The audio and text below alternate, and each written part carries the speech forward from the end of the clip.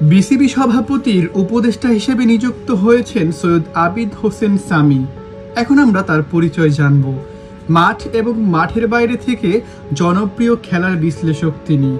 ধারাভাষ্যকার হিসাবেও সুখ্যাতি আছে। বাংলা এবং ইংরেজি উভয় ভাষায় তিনি খুব দক্ষভাবে ধারাভাষ্য করে থাকেন। তিনি প্রথম বিভাগ ক্রিকেটেও খেলেছেন। এবার তার চিন্তাভাবনাকে কাজে লাগাতে চান আমিনুল ইসলাম বুলবুল। ক্রিকেটের উন্নতির জন্য কাজ করতে মুখিয়ে আছেন সামি। তিনি মূলত সর্বদা হাস্যোজ্জ্বল একজন মানুষ, যিনি কিনা বাংলাদেশের খেলাধুলা নিয়ে চিন্তা করে এবং বাংলাদেশের খেলাধুলা কিভাবে এগিয়ে নিয়ে যাওয়া যায় সেই ব্যাপারগুলোই আমাদের মাঝে তুলে ধরেন।